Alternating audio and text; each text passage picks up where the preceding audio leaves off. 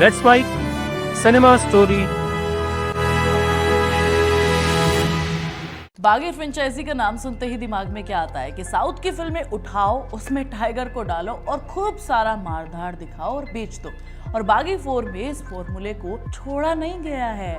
नई original film बनाने के सारे वादे तोड़ दिए गए हैं, चकनाचूर कर दिए हैं। बागी 4 में भी कॉपी किया गया है। 2013 की एक तमिल फिल्म है आइंदू आइंदू, उसको कॉपी किया गया है। कहानी सुनिए। रॉनी यानी कि टाइगर श्रॉफ की गर्लफ्रेंड हरनाज कौर सिंधु की मौत हो जाती है एक एक्सीडेंट में, लेकिन उसके बाद उसके आसपास के लोग, जिसमें श्रेयस तलपड़े भी हैं, उसे यकीन दिलाने में लग जाते हैं कि उसकी गर्लफ्रेंड कभी थी ही नहीं, वो बस उसकी कल्पना थी।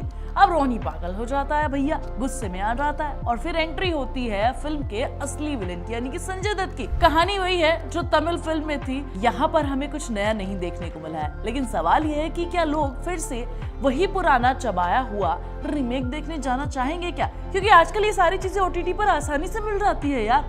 ओटीटी पे ना मिले तो फेसबुक में कहीं ना कहीं दिख जाएगी। ऊपर से इस बार फिल्म को ए रेटिंग दी गई है, यानी इसमें ज्यादा खून खराबा होगा। अब सवाल एक और मेरे दिमाग में आया है कि अगर ये फैमिली ऑडियंस के लिए है ही नहीं, तो बॉक्स ऑफिस पर इसे बचाएगा कौन? मैं आपसे एक सवाल पूछना चाहती हूँ, क्या टाइगर श्रॉफ का करियर कभी सही में चला भी है? मतलब यहाँ पे शुरू से गिरते पड़ते लुढ़कते आ रहा है, क्योंकि हीरोपंती में एंट्री ली, लगा नया एक्शन स्टार आ गया। बागी आई तो लगा कि पिक्चरें पे पिक्चरें बनेंगी इनके लिए। लेकिन सोचो यार, एक बार को सोचो तुम, सारी चीजें रीमेक थी। गणपत में भी मौका मिला, साईफाई एक्शन फिल्म थी, धड़ाम से गिर गई। हीरोपंती 2 में रोमांस और मसाला करने का मौका मिला, लेकिन वो भी धड़ाम हो गया। फ्लाइंग जेट में सुपर हीरो भी बन गए, पर वो भी धड़ाम हो गई। मतलब जो भी मौका मिला उसको बर्बाद करने का सही टैलेंट किसके पास है? हमारे रॉनी भैया यानी कि टाइगर श्रॉफ के पास। अब आगे 4 में भी वही पैटर्न है। लोग थक चुके हैं एक ही टाइप के स्लो मोशन पंच, हवा में किक और रोबोटिक डायलॉग डिलीवरी देखकर यार। ऊपर से इस बार फिल्म को जो ये ए रेटिंग दी गई है, इससे और ज्यादा खून खराबा है। फैमिली ऑडियंस के लिए है ही नहीं यार ये मूवी, तो लोग इसे देखने ही क्यों जाएंगे? आधे से ज्यादा जनता इसे देख नहीं पाएगी। हॉलीवुड के जैकी चैन की सस्ती कॉपी लगते हैं मुझे टाइगर श्रॉफ, लेकिन मिला क्या? हमें मिला है जिम ट्रेनर मिला है। एक बार को याद करो, बागी फर्स्ट आई थी, जो से याद करो, जो 2016 में आई थी, उस वक्त भी वो रीमेक थी तेलुगु मूवी का। नहीं पता था, पर कोई बात नहीं, मैं तुम्हें बता देती हूँ। श्रद्धा कपूर के साथ रोमांस किया, थोड़ी बहुत एक्शन भी किया, पब्लिक को फिल्म अच्छी लगी क्योंकि कुछ नया देखने को मिला था। थोड़ी ताली बजा दी पब्लिक ने, ठीक ठाक कमाई हो गई। फिर बागी 2 फिर से रीमेक। ये भी एक तेलुगु फिल्म अक्षरम का रीमेक थी, जहां टाइगर ने मूछें लंबी रखी, थोड़ा गुस्से वाला चेहरा बनाया और बवाल मचा दिया। मूवी ने बॉक्स ऑफिस पर तगड़ी कमाई की होती शायद, लेकिन यार स्टोरी अच्छी नहीं है तो कैसे काम चलेगा? बागी 3 भी तमिल मूवी का रीमेक थी। वह टई मूवी थी जिसका ये रीमेक थी, और भाई इतना ज्यादा एक्शन ठूस दिया गया कि लोग चिल्ला के बोलने लगे कि बस कर भाई, कितना मारेगा यार। नतीजा ये हुआ कि फिल्म पूरी तरीके से पिट गई। अब बागी 4 में इन सब लात घूसों के साथ साथ खून खराबा एक्स्ट्रा के साथ साथ आपको रीमेक भी मिल रहा है। मतलब यहाँ पर कुछ भी ओरिजिनल नहीं है। स्टार कास्ट देखो तो हरनाज सिंधु मिस यूनिवर्स रह चुकी है, लेकिन बॉलीवुड डेब्यू करने के लिए क्या ये सही फिल्म चुनी है उन्होंने? मेरे हिसाब से तो नहीं चुनी है ना। सोनम बाजवा पंजाबी इंडस्ट्री में बड़ा नाम है, लेकिन बॉलीवुड में यार इतना मुझे नहीं लगता कि उनका हाथ जमा हुआ है कि लोग उनके लिए मूवी देखने चले जाएं। ऊपर से संजय दत्त भाई उनको विलेन बना दिया। विलेन छोड़ो यार, उनको रणवीर कपूर बनाने के लिए, एनिमल बनाने के लिए जो सीन रखा गया है, अगर आपने ट्रेलर देखा हो तो भाई देखकर लगेगा कि क्यों बना रहे हो यार। फिल्म रिलीज हो रही है 5 सितंबर 2025 को। उस दिन बॉक्स ऑफिस पर टक्कर है विवेक अग्निहोत्री की द बंगाल फाइल से और हॉलीवुड की हॉरर फ्रेंचाइजी कॉन्जुरिंग से। ठीक है, अब एक तरफ कंटेंट वाली फिल्में हैं, दूसरी तरफ हॉलीवुड की तरफ से हॉरर की पॉपुलर सीरीज है। इस बीच टाइगर की रीमेक मशीन, क्या होगा उसका? सोचो, लोग 15 मिनट में ही उठकर बाहर निकल जाएंगे और कहेंगे कि ये मारपीट हम नहीं देख पाएंगे भैया। भाई ये तो पहले भी हम देख चुके हैं, क्योंकि बागी 4 का पूरा ट्रैक रिकॉर्ड कहता है कि रीमेक के बिना कुछ नहीं। आज पब्लिक रीमेक देखकर बोर हो चुकी है।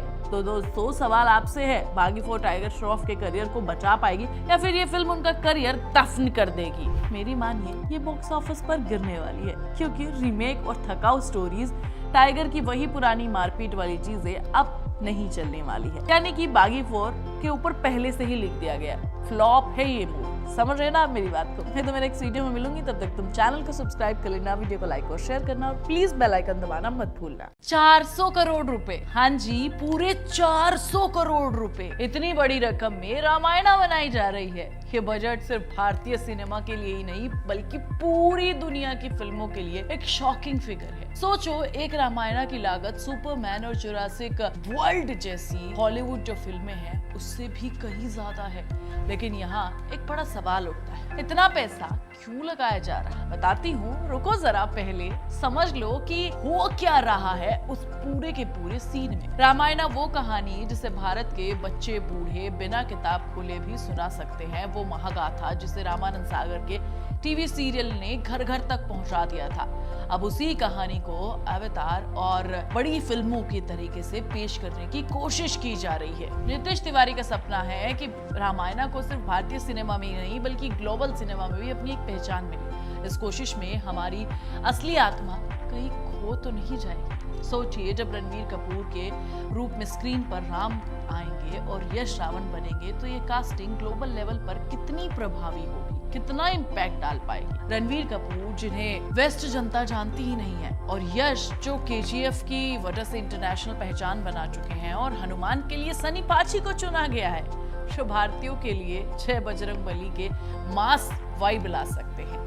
लेकिन वेस्ट में क्या उसका असर वही हो पाएगा जो हम पर होगा? क्योंकि प्रोड्यूसर निमित मल्होत्रा ने तो साफ कर दिया है, साफ कह दिया है कि अगर वेस्ट के लोग इसे पसंद नहीं करेंगे तो ये हमारी सबसे बड़ी नाकामी होगी।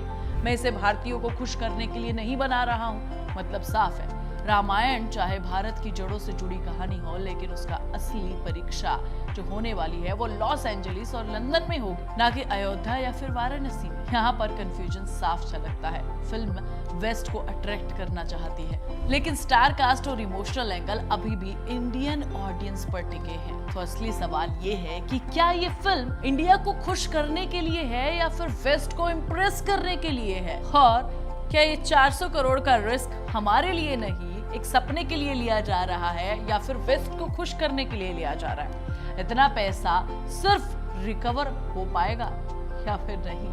जब ये फिल्म पूरे वर्ल्ड में ब्लॉकबस्टर साबित होगी तब रिकवर हो पाएगा। इंडिया से तो रिकवरी होगी, लेकिन असली गेम वेस्टर्न मार्केट में है। हॉलीवुड की फिल्मों की तरह 1000 करोड़ कलेक्शन तभी कर पाएगी जब अमेरिकन और यूरोपियन ऑडियंस थिएटर में जाए, वरना यह फिल्म सिर्फ भारतीयों के टिकट के भरोसे रह जाएगी। मतलब इंडियन ऑडियंस का रोल यहाँ रिस्क शील्ड का है। अगर वेस्ट में ये फिल्म नहीं चली तो नुकसान का बोझ वही इंडियन टिकट खिड़की खरीदने वालों पर आ जाएगा। प्राइस बढ़ा दिए जाएंगे शायद। नमित मल्होत्रा ने कहा भी है, जिससे एक बड़ा डिबेट भी हुआ है। सोचिए, हमारी ही कहानी, हमारे ही भगवान, हमारी ही संस्कृति, और कहा जा रहा है कि असली टारगेट वेस्ट ऑडियंस है। अगर अमेरिका को पसंद नहीं आई तो फिल्म फेल। ये बात सुनकर कहीं ना कहीं भारत का हर दर्शक ठगा सा महसूस कर रहा है। मैं तो पर्सनली कर रही हूँ क्योंकि मुझे सिनेमा बहुत पसंद है। अब इसे दूसरे नजरिए से भी दिखाती हूँ तुम्हें। बॉलीवुड बार बार वेस्ट को एक वैलिडेशन के तौर पर क्यों रखना चाहता है? आरआरआर को भी तभी पूरी तरीके से सफलता के रूप में माना गया जब उसने ऑस्कर जीत लिया। स्लमडॉग मिलियनेयर को भी वेस्ट ने गले लगाया तो इंडिया ने ताली बजा दी। यही पैटर्न अब रामायणा पर भी दिख रहा है। लेकिन असली सवाल यह है कि क्या हमें अपनी कहानियों की ताकत पर भरोसा नहीं है? ये बहस यहीं आकर रुक जाती है। ग्लोबल फिल्म बनाते हुए क्या हम अपनी रूट्स भूल जाते हैं? अगर रामायणा का प्रेजेंटेशन इतना हॉलीवुडाइज रखा गया जिससे भारतीयता की खुशबू न रहे, तो वेस्टर्न ऑडियंस वाकई उससे कनेक्ट करेगी? और उससे भी बड़ा सवाल कि भारतीय ऑडियंस उस पर गर्व कर पाएगी? आज अगर कोई बच्चा रामायण देखने जाता है तो वो सिर्फ विजुअल चीजें देखना नहीं चाहता है, वो चाहता है कि उसे भगवान राम की आस्था, लक्ष्मण की निष्ठा, सीता की शक्ति और हनुमान की भक्ति सब महसूस हो। अगर ये ग्लोबल अपील के नाम पर हॉलीवुड स्टाइल में सब खुला में ला दिया गया तो यह फिल्म क्या महाकाव्य से ज्यादा एक वीएफएक्स शोपीस बनकर नहीं रह जाएगी? रामायणा का भविष्य अभी भी पर्दे पर आना बाकी है। पार्ट 1 दिवाली 2026 के आसपास रिलीज होगा और पार्ट 2 2017 में। मतलब ये फिल्म आने में अभी भी 2 साल है। फिल्म पर सबकी निगाहें टिकी हुई हैं। हर कोई यही सवाल दोहराएगा, क्या ये फिल्म इंडिया के लिए बनी है या फिर वेस्ट की मंजूरी के लिए? क्योंकि अगर फिल्म को वेस्ट को खुश करने के लिए बनाया जा रहा है तो इंडिया को सेकेंडरी क्यों रख दिया जा रहा है? तो फिर शायद ये 400 करोड़ की रामायण सिर्फ एक ग्लोबल एक्सपेरिमेंट बनकर रह जाएगा, भारतीय का गौरव नहीं। तो असली परीक्षा बॉक्स ऑफिस की नहीं, आत्मा की है। क्या ये रामायण हमें गर्व महसूस करा पाएगी? क्या बिल्कुल नहीं। सोचना जरूर और कमेंट करके जरूर बताना। मैं तुम्हें नेक्स्ट वीडियो में मिलूंगी। मुझे अंदर से आवाज आई कि इस पर जरूर बात करनी चाहिए। तब तक के लिए चैनल को सब्सक्राइब करें, वीडियो को लाइक और शेयर करें और बेल आइकन को जरूर दबाएं।